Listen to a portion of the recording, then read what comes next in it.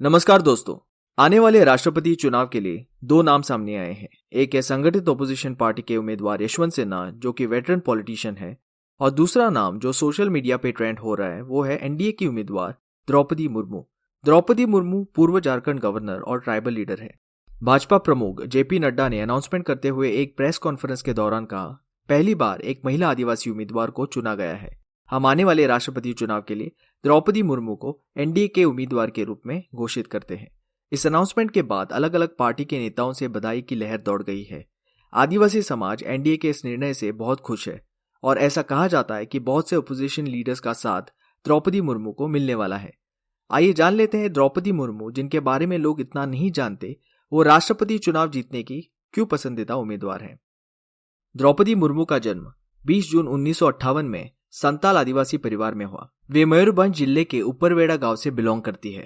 उन्होंने 7वीं तक की शिक्षा गांव में ली, लेकिन आगे की पढ़ाई के लिए गांव में उचित सुविधा न होने के कारण कुछ पॉलिटिशियंस और समाज सेवकों की मदद से शहर के स्कूल में दाखिला लिया।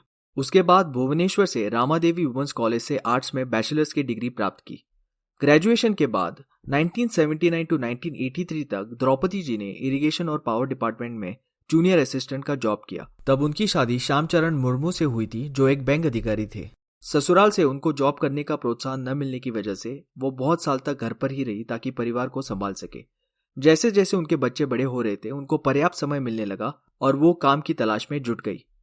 1994 में उनको पब्लिक स्कूल रायरंगपुर में टीचर की नौकरी मिली। शुरुआत में उन्होंने बिना सैलरी के बच्चों को पढ़ाते हुए कुछ सोशल एनजीओ के साथ मिलकर ओडिशा के ग्रामीण लोगों की मदद करनी शुरू की। उनकी रायरंगपुर में लोकप्रियता और हम्बल बैकग्राउंड को देखकर बीजेपी ने उनको अप्रोच किया और 1997 में वो बीजेपी से जुड़ गई। उसी साल द्रौपदी जी रायरंगपुर नगर पंचायत में काउंसिलर चुनकर आई। उसके कुछ समय बाद उन्होंने नगर पंचायत वाइस चेयरपर्सन का भी पद संभाला। 2000 में पहली बार बीजेपी की तरफ से द्रौपदी मुर्मू रायरंगपुर एमएलए सीट के लिए लड़ी और जीती भी। जब बीजेपी और बीजेडी का गठबंधन हुआ, तब उन्हें कॉमर्स और ट्रांसपोर्ट मिनिस्ट्री पोर्टफोलियो दिया गया। 2004 तक उन्होंने फिशरीज और एनिमल रिसोर्सेज डेवलपमेंट का भी पोर्टफोलियो संभाला। 2006 से Draupadi ji BJP scheduled tribe मोर्चा के लिए एज ए स्टेट प्रेसिडेंट काम करती रही। 2007 में ओडिशा विधानसभा द्वारा उन्हें सर्वश्रेष्ठ विधायक पुरस्कार से भी सम्मानित किया गया। 2009 में उनकी बढ़ती लोकप्रियता को देखकर बीजेपी ने फिर से मयूरभंज से उनको टिकट दी और वो दूसरी बार एमएलए बनी। इसी दौरान उनके बेटे की रहस्यमय परिस्थितियों में मौत हो गई। इस दुख से उभरने के लिए उन्होंने स्पिरिचुअल मार्ग को अपनाया। एक बेटे की मौत से रिकवर हो ही रही थी कि 2012 में उनके दूसरे बेटे की कार एक्सीडेंट में मौत हो गई। मुर्मू जी के जीवन में मानो ट्रेजेडी की लहर आई थी। 2014 में उनके पति की भी हार्ट अटैक से मृत्यु हो गई। इस समय परिवार में मुर्मू जी की एक बेटी है।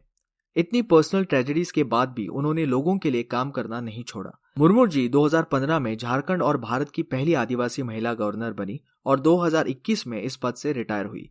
इन 6 सालों में उन्होंने झारखंड में बिना किसी कंट्रोवर्सी के सारे पॉलिटिशियंस और लोगों में एक क्लीन इमेज बनाए रखी और लोगों को मदद करती रही।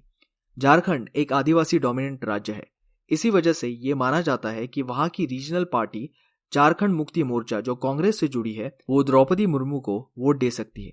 अगर द्रौपदी जी राष्ट्रपति चुनाव जीत जाती है तो वो देश की पहली आदिवासी महिला राष्ट्रपति होगी। द्रौपदी मुर्मू की उम्मीदवारी बीजेपी की एक सोची समझी स्ट्रैटेजी है, जिसके चलते गुजरात, मध्य प्रदेश और झारखंड में जहां आदिवासी क्षेत्र पर कांग्रेस की डोमिनेंस है, वहां बीजेपी इस उम्मीदवारी से अपनी पकड़ मजबूत करना चाहती है। एक आदिवासी महिला जो साधारण और हम्बल बैकग्राउंड से है और राष्ट्रपति जैसे देश के प्रतिष्ठित सीट के लिए लड़ रही है, उनके खिलाफ वोट देना इन राज्यों के लिए आसान नहीं होगा। तो दोस्तों, आपको क्या लगता है हमारा अगला प्रेसिडेंट कौन होगा? आप अपनी प्रेडिक्शंस कमेंट बॉक्स में जरूर डालिए। देखते हैं कौन सही होगा, कौन गलत। मिलते हैं अगली वीडियो में। जय हिंद।